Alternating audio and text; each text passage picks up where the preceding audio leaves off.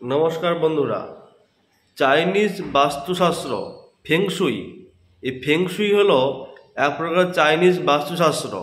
এই ফেংশুই বাস্তু মতে কিছু গাছ রয়েছে, যেগুলো গাছ বাড়িতে রাখলে ধন সম্পত্তি সুখ এবং রিলেশন খুব মজবুত করে। তো সেগুলি কি কি গাছ আমরা এই প্রতিবেদন থেকে জেনে নেব। অবশ্যই আপনারা ভিডিওটি সম্পূর্ণ দেখুন। তো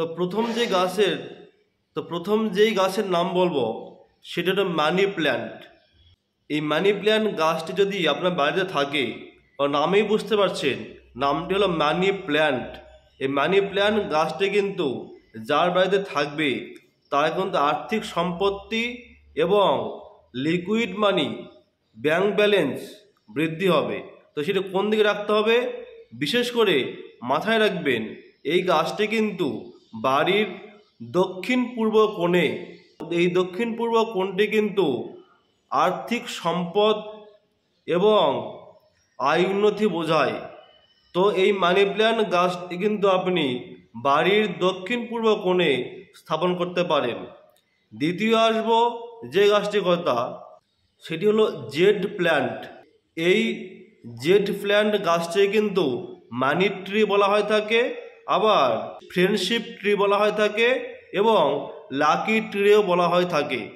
সেই গাছটি যদি বাড়িতে থাকে তাহলে কিন্তু আপনার আত্মীয় স্বজনদের সঙ্গে সম্পর্ক মজবুত হবে, বন্ধুবান্ধব এবং প্রেম সম্পর্ক কিন্তু খুব মজবুত হয়। সেই সঙ্গে আর্থিক দিক থেকেও সুখ সমৃদ্ধি বোঝায়। এই গাছটি যদি আপনি বাড়ির দক্ষিণ পূর্ব কোণায় যদি রাখতে পারেন তাহলে কিন্তু অত্যন্ত শুভ বলা হয়ে থাকে। এবং সেই সঙ্গে এই গাছটি কিন্তু পূর্ব দিকেও আপনারা স্থাপন করতে পারেন। এবার আসবো তৃতীয় নম্বর গাছ। এই তৃতীয় নম্বর গাছটি কি সেটি আমরা জেনে নেব। এবার আসবো 3 নম্বর গাছের কথা। 3 নম্বর গাছটি হলো লাকি বাম্বু বলা হয়ে থাকে। লাকি বাম্বু ফেংশুই মতে, এই লাকি বাম্বুকে কিন্তু ফেংশুই মতে এই বাঁশ গাছকে লাকি বাম্বু বলা হয়েছে। যে এই লাকি বাম্বু গাছটি বাঁশ গাছের চারা গাছের মতো দেখতে। এই গাছটি যদি আপনারা অফিস রুমে, ড্রয়িং রুমে রাখতে পারেন তাহলে কিন্তু যশ উন্নতি এবং কর্মে কিন্তু পদোন্নতি বোঝায়। এবং সেই সঙ্গে এই গাছটি রাখলে পরে ব্যক্তির দীর্ঘায়ু বোঝায়। তো এই গাছের যে কয়টি পর্ব রয়েছে, গাঁট রয়েছে, এই গাঁট অনুযায়ী কিন্তু ফল দিয়ে থাকে।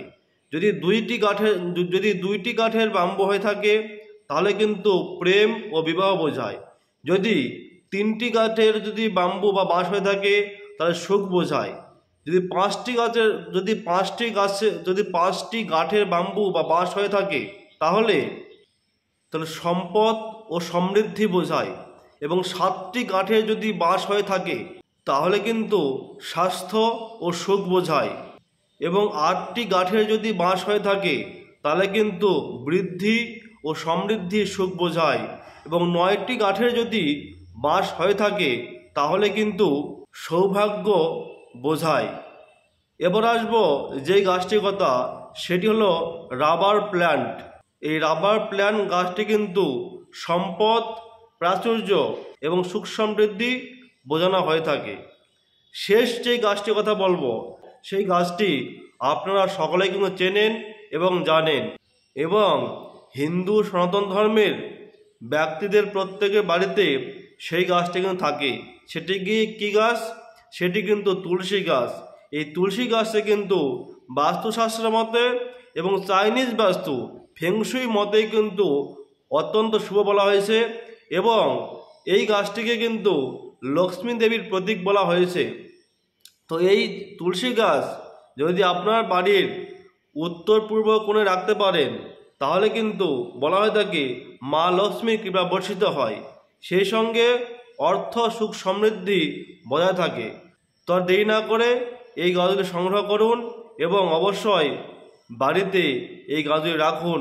তাহলে অবশ্যই বাস্তুদোষ থেকে আপনারা মুক্ত হতে পারবেন এবং সুখ সমৃদ্ধি ও শান্তি লাভ হবে।